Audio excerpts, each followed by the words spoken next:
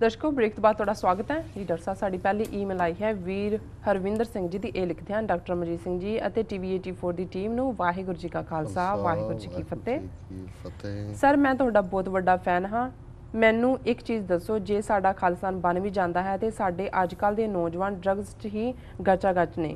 पंजाब का बुरा हाल है। जलंधर च बड़े नौजवान ने जिन्हां नूं नौकरी नहीं लगी। उन्होंने अपना गैंग बनाया है जिन्हां कोल आधुनिक हथियार हैं, ਗੱਡੀਆਂ ਲੁੱਟਦੇ ਨੇ ਤੇ ਗੁੰਡਾਗਰਦੀ ਕਰਦੇ ਨੇ ਤੇ ਡਰੱਗਸ ਦੀ ਇੰਨੀ ਵਰਤੋਂ ਹੁੰਦੀ ਹੈ ਕਿ ਤੁਹਾਨੂੰ ਕੀ ਦੱਸਾਂ। ਮੈਂ ਗੁਜਰਾਤ ਵੀ ਦੇਖਿਆ ਜਿੱਥੇ दारू ਬੈਨ ਹੈ, ਤਾਂ ਹੀ ਅਪਰਾਧ ਘਟਿਆ ਹੈ। ਨਵਰਾਤਰਿਆਂ ਦੇ ਸਮੇਂ ਵੀ ਕੁੜੀਆਂ ਸੁਰੱਖਿਅਤ ਰਹਿੰਦੀਆਂ ਹਨ। ਮੈਨੂੰ ਲੱਗਦਾ ਹੈ ਕਿ ਆਕੜ, ਪਾਵਰ ਅਤੇ ਨਸ਼ੇ ਨੇ ਪੰਜਾਬ ਦਾ ਮਾਹੌਲ ਵਿਗਾੜ ਦਿੱਤਾ ਹੈ। ਬਾਦਲ ਨਾਲੋਂ ਕੈਪਟਨ ਅਮਰਿੰਦਰ ਸਿੰਘ ਕਿਤੇ ਚੰਗਾ ਸੀ। ਬਾਦਲ ਨੇ ਤਾਂ ਪੰਜਾਬ ਨੂੰ ਲੁੱਟ ਲਿਆ ਹੈ। ਵਪਾਰੀਆਂ ਨਾਲ ਉਹਨਾਂ ਦੀ ਸਾਂਝ ਹੁੰਦੀ ਹੈ ਤੇ ਬੜੇ ਝੂਠੇ ਦਾਅਵੇ ਕਰਦਾ ਹੈ ਬਾਦਲ। मैं एक गल होर दसनी चाहता हाँ कि अकालियां दी पंजाब च पूरी गुंडागर्दी है। ये सारे अनपढ़ ते गुंडागर्दी करने वाले हैं। बेरोज़गारी आसमान नूं छूरी है। राजनीति च धक्का चलता है। दसंबर 2012 च अकाली नेता रणजीत सिंह राणा ने असिस्टेंट सब इंस्पैक्टर का खून किया सी। क्यों? वो राणा नाल गल करन गया सी ते राणा कुड़ी नूं छेड़दा सी। उस तों बाद किसी अकाली लीडर ने एक SS मैट की ਲੱਤ ਤੋੜ ਦਿੱਤੀ ਸੀ। ਅਜਿਹੀਆਂ ਬਹੁਤ ਉਦਾਹਰਨਾਂ ਮਿਲ ਜਾਣਗੀਆਂ। ਪਟਿਆਲਾ ਤੋਂ MP ਡਾਕਟਰ ਗਾਂਧੀ ਨੂੰ ਵੀ ਕੁੱਟਿਆ ਸੀ। ਹਾਲ ਹੀ 'ਚ ਬਾਦਲ ਨੇ ਇੱਕ ਨੌਜਵਾਨ ਨੇ ਜੁੱਤੀ ਸੁੱਟੀ, ਭਾਵੇਂ ਉਸ ਨੂੰ ਗ੍ਰਿਫਤਾਰ ਕਰ ਲਿਆ ਗਿਆ, ਪਰ ਉਹਦੀ ਨਾਰਾਜ਼ਗੀ ਬੇਰੁਜ਼ਗਾਰੀ ਦੀ ਸੀ। ਮੈਂ ਇਸ ਅਹਿੰਸਾ ਦੀ ਨਿੰਦਾ ਕਰਦਾ ਹਾਂ। ਨਾਲ ਹੀ ਇਹੀ ਇੱਕ ਕਾਰਨ ਹੈ ਕਿ ਪੰਜਾਬ ਦੀ ਜਵਾਨੀ ਨਸ਼ਿਆਂ 'ਚ ਗਰਕ ਹੋ ਚੁੱਕੀ ਹੈ। ਜਦੋਂ ਤੱਕ ਇਹ ਨਸ਼ਿਆਂ ਦੇ ਦਰਿਆ ਬੰਦ ਨਹੀਂ ਹੋ ਜਾਂਦੇ, ਉਦੋਂ ਤੱਕ ਅਸੀਂ ਖਾਲਿਸਤਾਨ ਲਈ ਵੀ ਆਪਣਾ ਭਵਿੱਖ ਨਹੀਂ ਸਿਰ ਸਕਦੇ। ਸਾਨੂੰ ਆਪਣੇ ਨੌਜਵਾਨਾਂ ਨੂੰ ਸਹੀ ਰਾਹ ਦਿਖਾਉਣਾ ਪੈਣਾ ਹੈ। ਪੰਜਾਬ ਦਾ ਇਹ ਹਾਲ ਹੈ ਕਿ 400 ਸਕੂਲਾਂ ਤੇ ਤਾਲਾ ਲੱਗਾ ਹੈ ਤੇ 1800 ਠੇਕੇ ਨਵੇਂ ਖੁੱਲ੍ਹ ਗਏ ਨੇ। ਈਮੇਲ ਦਾ ਜਵਾਬ ਜ਼ਰੂਰ ਦੇਣਾ ਜੀ। ਸਤਨਾਮ ਸ਼੍ਰੀ ਵਾਹਿਗੁਰੂ ਜੀ। ਡਾਕਟਰ ਸਾਹਿਬ ਵੀਰ ਹਰਵਿੰਦਰ ਸਿੰਘ ਜੀ ਦਾ ਬਹੁਤ ਬਹੁਤ ਧੰਨਵਾਦ। ਉਹਨਾਂ ਨੇ ਸਾਨੂੰ ਪੰਜਾਬ ਤੋਂ ਲਿਖਿਆ ਜੀ।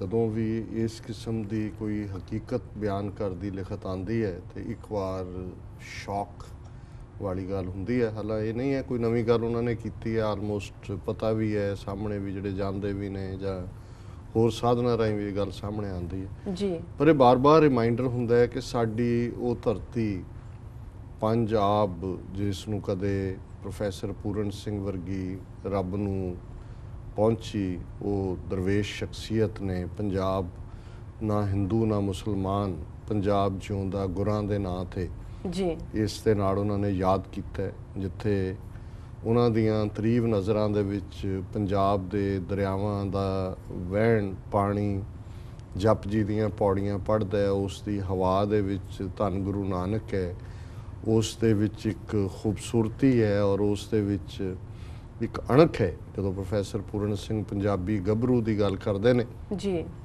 ਤੇ ਉਹ ਕਹਿੰਦੇ ਨੇ ਵੀ ਇਹ ਬੇਪਰਵਾਹ ਪੰਜਾਬ ਦੇ ਮੌਤ ਨੂੰ ਮਖੌਲਾਂ ਕਰਨ, ਮਰਨ ਥੀ ਨਹੀਂ ਡਰਦੇ, ਪਿਆਰ ਨਾਲ ਇਹ ਕਰਨ ਗੁਲਾਮੀ, ਜਾਨ ਕੋ ਆਪਣੀ ਵਾਰ ਦਿੰਦੇ, ਪਰ ਟੈ ਨਾ ਮੰਨਣ ਕਿਸੇ ਦੀ, ਖਲੋ ਜਾਣ ਡਾਂਗਾ ਮੋਢੇ ਤੇ ਉਲਾਰ ਕੇ। ਜੀ ਜੀ। ਅੱਜ ਉਹ ਪੰਜਾਬ ਜਿਹੜਾ ਟੈ ਨਹੀਂ ਸੀ ਮੰਨਦਾ, ਜਿਹਦੇ ਗੱਭਰੂ ਨਰੋਏ ਚੌੜੀਆਂ ਹਿੱਕਾਂ ਔਰ ਜਿਨ੍ਹਾਂ ਦਾ ਜਿਹੜਾ ਉਸ ਸਿੱਕਾ ਹੈ ਉਹ ਦੁਨੀਆ ਮੰਨਦੀ ਸੀ, ਭਾਵੇਂ ਉਹ ਫੌਜ ਦੇ ਵਿੱਚ ਸਨ, ਭਾਵੇਂ ਉਹ ਖੇਡਾਂ ਦੇ ਫੀਲਡ ਦੇ ਵਿੱਚ ਸਨ।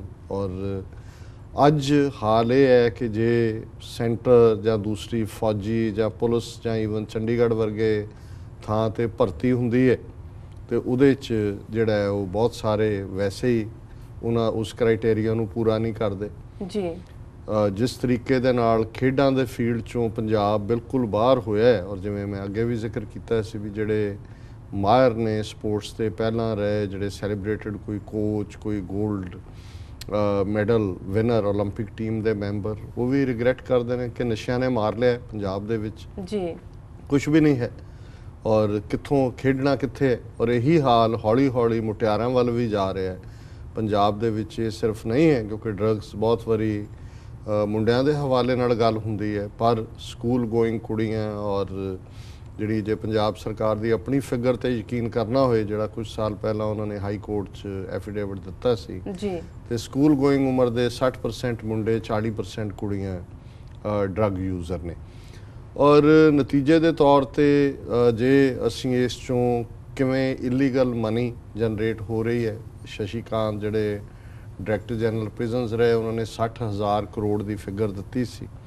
ਔਰ ਪਿੱਛੇ ਜਦੋਂ ਕਿ ਇੱਕ ਛੋਟਾ ਡਰੱਗ ਲਾਰਡ ਜਿਹਦੇ ਵੱਡੇ ਆਕਾ ਬਿਕਰਮ ਮਜੀਠੀਆ ਨੂੰ ਤਾਂ ਸਭ ਨੇ ਜਿਹੜੀ ਹੈ ਉਹ ਕਲੀਨ ਚਿੱਟ ਦਿੱਤੀ, ਇਨਕਲੂਡਿੰਗ ਕੈਪਟਨ ਅਮਰਿੰਦਰ ਸਿੰਘ। ਉਦੋਂ ਫਿਰ ਉਹਨਾਂ ਦਾ ਗਦਾਰ ਖਾਨਦਾਨਾਂ ਦਾ ਇਤਿਹਾਸ ਸਾਹਮਣੇ ਆ ਗਿਆ ਕਿ ਮਜੀਠੀਏ ਸਰਦਾਰ ਵੀ ਅੰਗਰੇਜ਼ਾਂ ਦੇ ਫਰੰਬਰਦਾਰ ਸੀ, ਆਗਿਆਕਾਰ ਸੀ, ਤੇ ਪਟਿਆਲੇ ਵਾਲੇ ਤਾਂ ਹੈ ਹੀ ਸੀ ਜੀ। ਅਮਰਿੰਦਰ ਸਿੰਘ ਨੇ ਵੀ ਕਿਹਾ ਜੀ ਨਹੀਂ, ਇਹਦਾ ਮੈਨੂੰ ਨਹੀਂ ਲੱਗਦਾ ਵੀ ਬਿਕਰਮ ਮਜੀਠੀਏ ਦਾ ਕੋਈ ਰੋਲ ਹੈ। ਔਰ ਈਵਨ ਬਲਰਾਮ ਜਾਖੜ ਤੁਸੀਂ ਦੇਖੋ ਕਿਵੇਂ ਇਹ ਆਪਸ ਦੇ ਵਿੱਚ ਰਲੇ ਹੋਏ ਨੇ। ਕੱਲ੍ਹ ਹੀ ਸੁਰਿੰਦਰ ਸਿੰਘ ਜਿਹੜੇ ਕਿ ਇੱਕ ਫ੍ਰੀਲੈਂਸ ਜਰਨਲਿਸਟ ਨੇ ਜੀ, ਉਹਨਾਂ ਦਾ ਇੰਟਰਵਿਊ ਸੀ TV 84 ਦੇ ਉੱਤੇ, ਬੜਾ ਅੱਛਾ ਇੰਟਰਵਿਊ। ਤੇ ਉਹਦੇ 'ਚ ਪੁੱਛਿਆ ਜਦੋਂ ਉਹਨਾਂ ਨੂੰ ਕਿ ਵੀ ਇਹ ਡਰੱਗਸ, ਉਹਨਾਂ ਨੇ ਕਿਹਾ ਜੀ ਸਭ ਰਲੇ ਹੋਏ ਨੇ, ਇਹ ਕਾਂਗਰਸ ਔਰ ਅਕਾਲੀ ਸ਼ਾਮ ਨੂੰ ਸਾਰੇ ਇਕੱਠੇ ਸ਼ਰਾਬ ਪੀਂਦੇ ਨੇ ਬਹਿ ਕੇ, ਇਹਨਾਂ ਦੇ ਸਾਰਿਆਂ ਦੇ ਇੰਟਰਸਟ ਪਰਿਵਾਰਕ ਰਿਸ਼ਤੇ ਵਪਾਰਕ ਹੈ ਤੇ ਬਾਕੀ ਸਭ ਨੂੰ ਬੇਵਕੂਫ ਬਣਾ ਰਹੇ ਨੇ।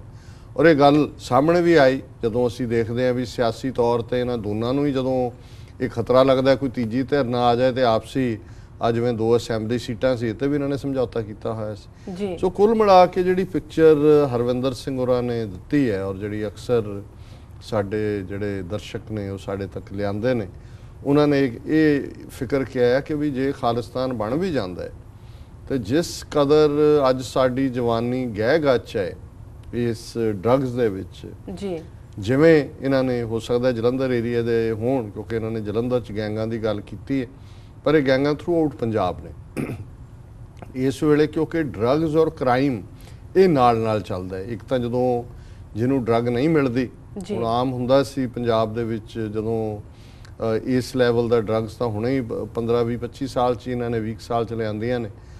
ਥੋੜ੍ਹੀ ਬਹੁਤ ਅਫੀਮੀ ਹਰ ਪਿੰਡ ਦੇ ਵਿੱਚ, ਖਾਸ ਤੌਰ ਤੇ ਦੁਆਬਾ ਰੀਜਨ 'ਚ ਜਦੋਂ ਇੱਕ ਜ਼ਮਾਨਾ ਸੀ ਅੰਗਰੇਜ਼ਾਂ ਦੇ ਜ਼ਮਾਨੇ 'ਚ, ਈਵਨ ਇਹਦੇ ਪੋਸਟ ਜਿਹੜੀ ਗਰੋ ਵੀ ਹੁੰਦੀ ਸੀ ਤੇ ਫਿਰ ਕੋਈ ਨਾ ਕੋਈ 1-2 ਅਮਲੀ ਜ਼ਰੂਰ ਹੁੰਦੇ ਸੀ। ਬਹੁਤ ਸਾਰੇ ਪੰਜਾਬੀ ਦੇ ਲਤੀਫੇ ਵੀ ਅਮਲੀਆਂ ਦੇ ਨਾਲ, ਕਿਉਂਕਿ ਜਿਹੜੀ ਓਪੀਅਮ ਹੈ ਉਹ ਵਰਤਣ ਵਾਲੇ ਜਿਹੜੇ ਨੇ ਇੱਕ ਆਪਣੀ ਡ੍ਰੀਮ ਲੈਂਡ 'ਚ ਰਹਿੰਦੇ ਨੇ, ਉਹਨਾਂ ਦੇ ਨੂੰ ਪਤਾ ਵੀ ਨਹੀਂ ਹੁੰਦਾ ਕੀ ਹੈ, ਤੇ ਬੜੇ ਫਨੀ ਜਿਹੀਆਂ ਗੱਲਾਂ ਵੀ ਉਹ ਕਰਦੇ ਨੇ, ਉਹਨਾਂ ਨਾਲ ਬਹੁਤ ਸਾਰੇ ਜੁੜੇ ਹੋਏ ਚੁਟਕਲੇ ਵੀ ਨੇ ਜੀ। ਪਰ ਇੱਕ ਗੱਲ ਇਹ ਵੀ ਹੁੰਦੀ ਸੀ ਕਿ ਜੇ ਕਿਸੇ ਦੀ ਮੱਝ ਦਾ ਜਿਹੜਾ ਉਹ ਮੱਝ ਬੰਨੀ, ਉਹਨੇ ਆ ਕੇ ਦੇਖਿਆ ਵੀ ਸੰਗਲ ਹੀ ਨਹੀਂ ਹੈ ਮੱਝ ਦਾ, ਤੇ ਪਹਿਲਾ ਸ਼ੱਕ ਹੁੰਦਾ ਸੀ ਕਿ ਅਮਲੀ ਆਇਆ ਸੀ, ਅਮਲੀ ਲੰਘਿਆ ਇਧਰੋਂ ਦੀ ਉਹ ਲੈ ਗਿਆ ਹੁਣ ਜੀ। ਕਿਉਂਕਿ ਜਦੋਂ ਉਹਨਾਂ ਦਾ ਨਸ਼ਾ ਟੁੱਟਦਾ ਸੀ ਮਾੜੇ ਮੋਟੇ ਅਮਲ ਦਾ, ਕੋਈ ਵੱਡੀ ਚੋਰੀ ਤਾਂ ਨਹੀਂ ਸੀ ਕਰਦੇ, ਕੋਈ ਕ੍ਰਿਮੀਨਲ ਤਾਂ ਨਹੀਂ ਸੀ, ਉਹ ਅਸੀਂ ਮੱਝ ਦਾ ਸੰਗਲ ਲਾ ਕੇ ਫਿਰ ਜਾ ਕੇ ਉੱਥੇ ਵੇਚ-ਬੂਚ ਕੇ ਜਾਂ ਉਹਨੂੰ ਰੱਖ ਕੇ ਉਹਦੇ ਕੋਲ ਜਿੰਨੀ ਕੁ ਉਹਨਾਂ ਨੂੰ ਮਿਲਦੀ ਸੀ ਭੁੱਕੀ ਪਾ ਕੇ ਫਿਰ ਪੱਕਾ ਮਾਰ ਕੇ ਅਗਲਾ ਦਿਨ ਲਗਾ ਲੈਂਦਾ ਸੀ ਜੀ। ਸੋ ਇਹ ਜਿਹੜਾ ਕ੍ਰਾਈਮ ਹੈ ਇਹਦੇ ਨਾਲ ਜੁੜਿਆ ਹੁੰਦਾ। ਔਰ ਅੱਜ ਕਿਉਂਕਿ ਹੁਣ ਕ੍ਰੈਕ ਕੋਕੇਨ ਹੈ, ਹੈਰੋਇਨ ਹੈ, ਜਿਹੜੇ ਬਹੁਤ ਮਹਿੰਗੇ ਨਸ਼ੇ ਨੇ, ਸੋ ਉਹਦੇ ਲਈ ਪਹਿਲਾਂ ਤੋਂ ਮਾਪਿਆਂ ਨੂੰ ਚੁੰਡਦੇ ਰਹਿੰਦੇ ਨੇ ਜੀ। ਕਈ ਹਾਲਤਾਂ 'ਚ ਮੈਨੂੰ ਕੋਈ ਦੱਸ ਰਿਹਾ ਸੀ ਕਿ ਮਾਵਾਂ ਸਵੇਰ ਨੂੰ ਤੁਰੀਆਂ ਹੁੰਦੀਆਂ ਡਰੱਗ ਲੈਣ, ਜਿਹੜਾ ਹੁਣ ਕਈ ਕਹਿੰਦੇ ਜੀ ਔਰਤਾਂ ਡਰੱਗ ਵੇਚਦੀਆਂ ਲੈਂਦੀਆਂ, ਵੇਚਣ ਲੈਣ ਦਾ ਨਹੀਂ ਹੈ, ਉਹ ਤੁਰੀਆਂ ਕਿ ਵੀ ਮੁੰਡਾ ਮਰ ਜਾਏਗਾ ਸ਼ਾਮ ਤੱਕ ਜੇ ਉਹਨੂੰ ਨਾ ਦਿੱਤੀ ਜੀ, ਉਹ ਆਪ ਲਿਆ ਕੇ ਦਿੰਦੀਆਂ ਕਿ ਵੀ ਇਹ ਸਰਵਾਈਵ ਕਰੇ। ਔਰ ਉਹਨਾਂ ਹਾਲਾਤਾਂ ਦੇ ਵਿੱਚ ਜਦੋਂ ਮੁੱਕ ਜਾਂਦਾ ਹੈ ਘਰ ਵਾਲਿਆਂ ਕੋਲ ਨਹੀਂ, ਫਿਰ ਤੁਸੀਂ ਕੀ ਕਰੋਗੇ? ਰਾਹ ਜਾਂਦਿਆਂ ਨੂੰ ਲੁੱਟੋਗੇ ਜੀ। ਜਿਹਦੇ ਹੱਥ ਜੋ ਆਇਆ ਉਹੀ ਹੈ ਕਿ ਵੀ ਅੱਜ ਕਈ ਬਾਹਰਲੇ ਕੇਸ ਮੈਨੂੰ ਸੁਣਨ ਨੂੰ ਮਿਲੇ ਨੇ ਵੀ ਕਿਵੇਂ ਬਾਹਰਲੀਆਂ ਬੀਬੀਆਂ ਔਰ ਉੱਥੇ ਜਿਹੜੇ ਜਾਂਦੇ ਨੂੰ ਹਦਾਇਤ ਕਰਦੇ ਨੇ ਵੀ ਕੋਈ ਗਹਿਣਾ ਜਾਂ ਕੋਈ ਹਾਰ ਜਾਂ ਕੋਈ ਦੂਜਾ, ਕਿਉਂਕਿ ਉਹ ਰਿਕਸ਼ੇ ਤੇ ਬਹਿੰਦੀਆਂ ਨੇ, ਕੋਈ ਪਰਸ ਨੂੰ ਪੈ ਜਾਂਦਾ ਤੇ ਕਈ ਹਾਲਤਾਂ 'ਚ ਇਹ ਹੋਇਆ ਵੀ ਉਹ ਪਰਸ ਨਹੀਂ ਛੱਡਦੀਆਂ ਤੇ ਉਹ ਧੂਕੇ ਨਾਲ ਡਿੱਗੀਆਂ ਹੁੰਦੇ, ਕਿਸੇ ਦੀ ਲੱਤ ਟੁੱਟੀ ਹੁੰਦੀ ਹੈ, ਕੋਈ ਵੈਸੇ ਜ਼ਖਮੀ ਹੁੰਦਾ ਜਾਂ ਕੰਨਾਂ 'ਚੋਂ ਵਾਲੀਆਂ ਲਾਹ ਲਈਆਂ ਜਾਂ ਦੂਸਰਾ, ਕਿਉਂਕਿ ਇਹ ਸਾਰਾ ਕ੍ਰਾਈਮ ਔਰ ਜਿਹੜੇ ਪੂਰੀਆਂ ਗੈਂਗਸ ਨੇ ਉਹ ਇਸ ਤੋਂ ਵੀ ਵੱਡੇ ਕੰਮ ਕਰਦੀਆਂ। ਉਹ ਤਾਂ ਹੁਣ ਘਰਾਂ ਦੇ ਵਿੱਚ ਜਿਹੜਾ ਲੁੱਟ ਮਾਰ ਔਰ ਇਸ ਲੈਵਲ ਦੀਆਂ ਗੈਂਗਸ ਆ ਗਈਆਂ ਕਿ ਜਿਹੜੀਆਂ ਯੂਪੀ ਬਿਹਾਰ 'ਚ ਐਕਟਿਵ ਗੈਂਗਸ ਨੇ, ਉਹਨਾਂ ਨੇ ਬੰਦੇ ਵੀ ਇੱਧਰ ਛੱਡੇ ਹੋਏ ਨੇ, ਉਹ ਇੱਕ ਦੂਜੇ ਨੂੰ ਜਿਹੜਾ ਉਹ ਇੱਕ ਦੂਜੇ ਦੇ ਪੂਰਕ ਨੇ। ਸੋ ਉਹਨਾਂ ਨੇ 3 ਚੀਜ਼ਾਂ ਜਿਹੜੀਆਂ ਕਹੀਆਂ ਕਿ ਵੀ ਆਕੜ, ਪਾਵਰ ਤੇ ਨਸ਼ੇ ਜੀ, ਇਹ ਅਕਾਲੀ ਕਲਚਰ ਜਾਂ ਅੱਜ ਅਕਾਲੀ ਨੂੰ ਡਿਫਾਈਨ ਕਰਨਾ ਹੋਏ। ਔਰ ਇਹ ਗੱਲ ਈਵਨ ਬੜੀ ਟਰੂ ਹੈ ਕਿ ਵੀ ਹੁਣ ਇੱਕ ਜਦੋਂ ਨਸ਼ਾ ਹੈ, ਫਿਰ ਨਸ਼ੇ ਦੇ ਵਿੱਚ ਜਦੋਂ ਤੁਹਾਡੇ ਨਾਲ ਦੂਜੇ ਜੁੜੇ ਨੇ, ਤੁਸੀਂ ਇੱਕ ਗੈਂਗ ਬਣਾਈ ਹੋਈ ਹੈ, ਉਸ ਦੇ ਲਈ ਤੁਸੀਂ ਫਿਰ ਆਪਣੀ ਧੌਂਸ ਵੀ ਜਮਾ ਰਹੇ ਹੋ ਔਰ ਉਸ ਦੇ ਲਈ ਪ੍ਰੋਟੈਕਸ਼ਨ ਪਾਵਰ ਤੁਹਾਨੂੰ ਕਿਸੇ ਪੋਲੀਟੀਸ਼ੀਅਨ ਤੋਂ ਮਿਲ ਰਹੀ ਹੈ, ਕਿਸੇ ਦਾ ਥਾਣੇਦਾਰ ਮਾਮਾ ਲੱਗਾ ਹੋਇਆ ਹੈ, ਕੋਈ ਹੋਰ ਹੈ। ਔਰ ਇਹ ਹੁੰਦਾ ਹੈ ਵੀ ਜੇ ਕੋਈ ਇਮਾਨਦਾਰ ਅਫਸਰ ਕੋਈ ਰੋਕਦਾ ਵੀ ਹੈ ਕਿਸੇ ਨੂੰ, ਕਿਸੇ ਗੱਲ ਤੱਕ ਪਹੁੰਚਦਾ ਹੈ, ਮੋਬਾਈਲ ਫੋਨ ਕੋਲ ਹੁੰਦਾ, ਮਿਲਾ ਕੇ ਉਹਦੇ ਕੰਨ ਨੂੰ ਲਾ ਦਿੰਦੇ ਨੇ ਜੀ ਕਿ ਜੀ ਉਹ ਮਿਨਿਸਟਰ ਕਾਲ ਕਰ ਰਿਹਾ ਹੁੰਦਾ ਵੀ ਖਬਰਦਾਰ ਇਹ ਮੇਰਾ ਬੰਦਾ ਹੈ, ਖਬਰਦਾਰ ਇਹਨੂੰ ਹੱਥ ਲਾਏ। ਜੀ ਜੀ ਸੋ ਇਸ ਮਾਹੌਲ 'ਚ ਉਹਨਾਂ ਨੇ ਠੀਕ ਕਿਹਾ ਵੀ ਗੁਜਰਾਤ ਜਿੱਥੇ ਹੁਣ ਉਹਨਾਂ ਦੇ ਜਿਹੜੇ ਨਵਰਾਤਰੇ ਨੇ 9 ਰਾਤਾਂ ਜਿਹੜੀਆਂ ਕਿ ਜੁੜੀਆਂ ਹੋਈਆਂ ਉਹਨਾਂ ਦੇ ਫੈਸਟੀਵਿਟੀ ਨਾਲ, ਵੀ ਉਹਦੇ 'ਚ ਵੀ ਕੁੜੀਆਂ ਸੇਫ ਜਿੱਧਰ ਮਰਜ਼ੀ ਜਾਂਦੀਆਂ ਨੇ, ਉਹਦੇ 'ਚ ਕੋਈ ਸ਼ੱਕ ਨਹੀਂ ਹੈ ਕਿ ਸ਼ਰਾਬ ਦਾ ਨਾ ਹੋਣਾ ਜਿਹੜਾ ਔਰ ਡਰੱਗਸ ਦੇ ਉੱਤੇ ਕਾਬੂ ਉਹਦੇ ਥੱਲੇ ਮਹਿਫੂਜ਼ ਹੈ। ਪਰ ਇੱਧਰ ਹਾਰ ਹੁਣ ਇਹ ਹੈ, ਇੰਡੀਅਨ ਮਾਈਂਡ ਸੈਟ ਇਹ ਹੈ ਕਿ ਅਰੁਣ ਜੇਤਲੀ ਜਿਹਨੂੰ ਪੰਜਾਬ ਦੇ ਅੰਮ੍ਰਿਤਸਰ ਦੇ ਵੋਟਰਾਂ ਨੇ ਹਰਾਇਆ ਹੈ, ਹੁਣ ਫਾਈਨੈਂਸ ਮਿਨਿਸਟਰ ਬਣਿਆ ਹੋਇਆ ਹੈ, ਡਿਫੈਂਸ ਮਿਨਿਸਟਰ ਵੀ ਹੈ, ਉਹਨੇ ਕੱਲ ਪਾਰਲੀਮੈਂਟ 'ਚ ਬਿਆਨ ਦਿੱਤਾ ਜਿਹਦੀ ਉਹਨੇ ਹੁਣ ਮਾਫੀ ਵੀ ਮੰਗੀ ਹੈ। ਉਹਨੇ ਕਿਹਾ ਜੀ just a minor rape case ਇਨ ਦਿੱਲੀ ਜੀ has cost us so much dollars or so many money in the tourist industry। ਜਿਹੜਾ 2012 ਦੇ ਵਿੱਚ ਉਹਦਾ ਬੀਬੀ ਦੇ ਨਾਲ ਜੋ ਹੋਇਆ, ਜਿਵੇਂ ਉਹਨੂੰ ਜਿਹੜਾ ਉਹ ਕੀਤਾ ਉਸ ਦੇ ਨਾਲ ਜਿਹੜੀ ਹੈ ਜ਼ਬਰ ਜ਼ਨਾ ਹੋਇਆ, ਉਸ ਦੇ ਉੱਤੇ ਆਧਾਰਿਤ ਜਿਹੜਾ ਕਿੰਨਾ ਰੌਲਾ ਪਿਆ, ਇੰਟਰਨੈਸ਼ਨਲੀ ਇੰਡੀਆ ਨੂੰ rape capital of the world Delhi ਨੂੰ ਕਿਹਾ ਗਿਆ।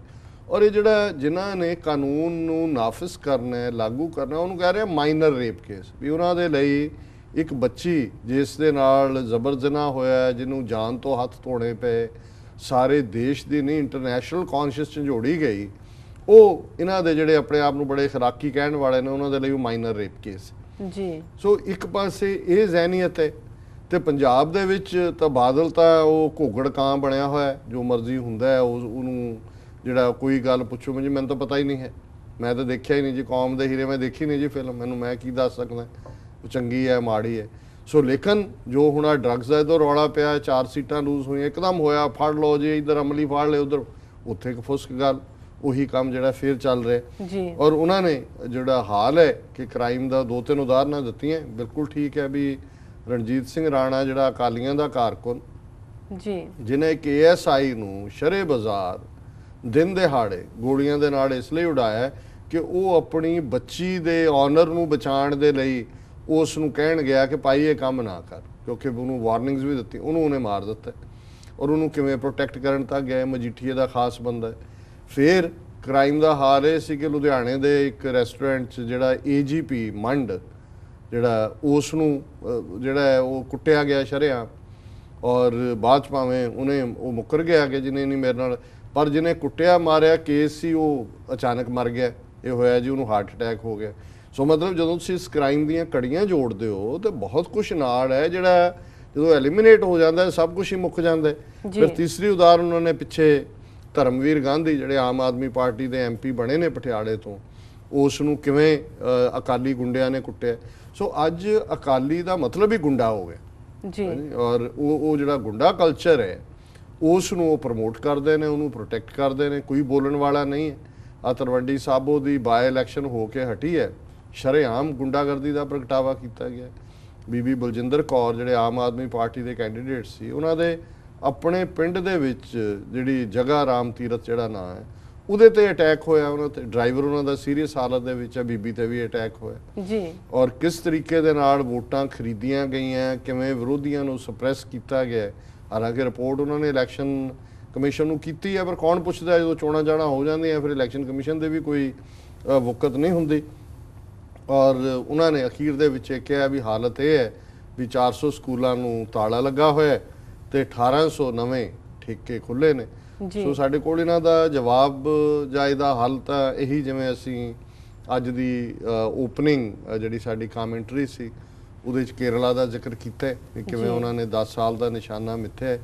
ਮੈਂ ਸਮਝਦਾ ਹਾਂ ਵੀ ਜੇ ਪੰਜਾਬ ਦੇ ਵਿੱਚ ਖਾਸ ਤੌਰ ਤੇ ਇੱਦਾਂ ਦਾ ਕੰਮ ਜੇ ਬੀਬੀਆਂ ਕਰਦੀਆਂ ਨੇ, ਘਰਾਂ 'ਚੋਂ ਬਾਹਰ ਨਿਕਲਣ, ਇਹਨਾਂ ਸ਼ਰਾਬ ਦੇ ਠੇਕਿਆਂ ਦੇ ਘਿਰਾਓ ਹੋਣ, ਇਹਨਾਂ ਮਿਨਿਸਟਰਾਂ ਦੇ ਘਿਰਾਓ ਹੋਣ, ਕਿਉਂਕਿ ਘਰ ਜਦੋਂ ਪੱਟੇ ਜਾਂਦੇ ਨੇ ਸਭ ਤੋਂ ਜ਼ਿਆਦਾ ਸਫਰ ਤਾਂ ਅੱਜ ਜੇ ਬੀਬੀਆਂ ਸੁਰੱਖਿਅਤ ਨਹੀਂ ਨੇ ਔਰ ਘਰ 'ਚ ਜੇ ਬੰਦਾ ਸ਼ਰਾਬੀ ਹੈ, ਪੁੱਤਰ ਸ਼ਰਾਬੀ ਹੈ, ਉਹ ਵਿਚਾਰੀ ਸਭ ਤੋਂ ਜ਼ਿਆਦਾ ਸਫਰ ਕਰਦੀ ਹੈ। ਔਰ ਮੈਂ ਸਮਝਦਾ ਵੀ ਜੇ ਲੋਕ ਜਦੋਂ ਸੜਕਾਂ 'ਤੇ ਨਿਕਲ ਆਉਂਦੇ ਨੇ ਔਰ ਉਹਨਾਂ 'ਚ ਵੀ ਖਾਸ ਤੌਰ 'ਤੇ ਬੀਬੀਆਂ, ਇਹੀ ਰੈਵੋਲੂਸ਼ਨ ਹੁੰਦਾ ਜੀ, ਉਹੀ ਇੱਕ ਤਬਦੀਲੀ ਦਾ ਵਾਇਸ ਹੁੰਦਾ।